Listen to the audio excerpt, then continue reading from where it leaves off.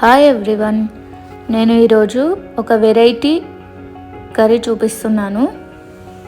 అది ముల్లంగి ఆకు అలసందల కర్రీ. దానికి ముందుగా అలసందలు ఉడకపెట్టుకోవాలి. అండ్ అలాగే ముల్లంగి ఆకు మంచిగా కడిగి పెట్టుకోవాలి. 2-3 టైమ్స్ కడిగి పెట్టుకోండి.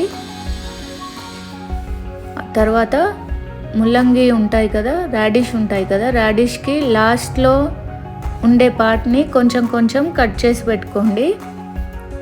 కట్ చేసి పెట్టుకొని వాటిని కూడా కడిగి స్మాల్ పీసెస్ లాగా కట్ చేసుకోండి. చూడండి ఇలా. తర్వాత ఒక ప్యాన్లో ఆయిల్ వేసి ఆవాలు, జీలకర్ర, వెల్లుల్లి వేసి వేగనివ్వాలి. తర్వాత కట్ చేసి పెట్టుకున్న రాడిష్ ముక్కలు, ఇవి మంచిగా వేగాలి. వేగిన తర్వాత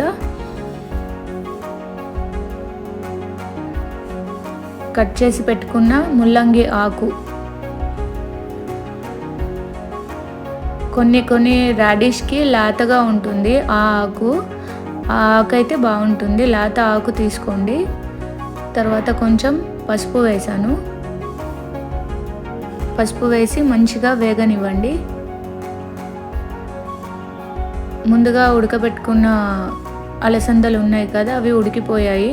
కుక్కర్లో పెట్టుకోవద్దు. కుక్కర్లో పెట్టుకుంటే మెత్తగా అయిపోతాయి. అలా అవ్వకూడదు. ఇలా గింజల్లాగానే ఉండాలి, బాగుంటాయి. ఈ అలసందలు కూడా వేసేసి మంచిగా కలుపుకొని అందులోనే రుచికి సరిపడా కారం, గ్రీన్ చిల్లీ పేస్ట్ వేసాను. అవి కలిపిన తర్వాత కొంచెం వాటర్ వేసి మంచిగా కలుపుకోవాలి. గ్రీన్ చిల్లీ పేస్ట్లో ఉప్పు వేసి గ్రైండ్ చేశాను.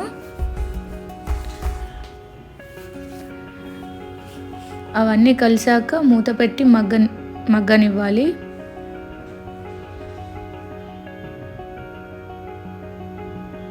మధ్యలో 2 సార్లు మూత తీసి కలిపి టేస్ట్ చూసి ఉప్పు పడితే వేసుకోండి.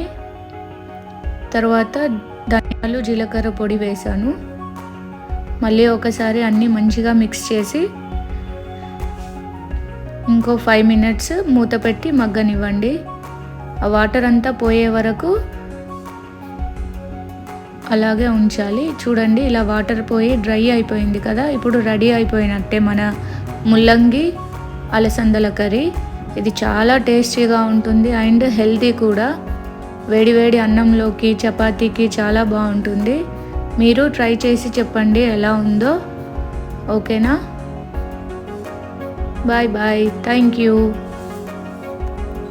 నా ఛానల్ నచ్చితే లైక్ చేయండి, షేర్ చేయండి, సబ్స్క్రైబ్ చేసుకోండి ప్లీజ్. ఓకేనా? బాయ్. Thank you.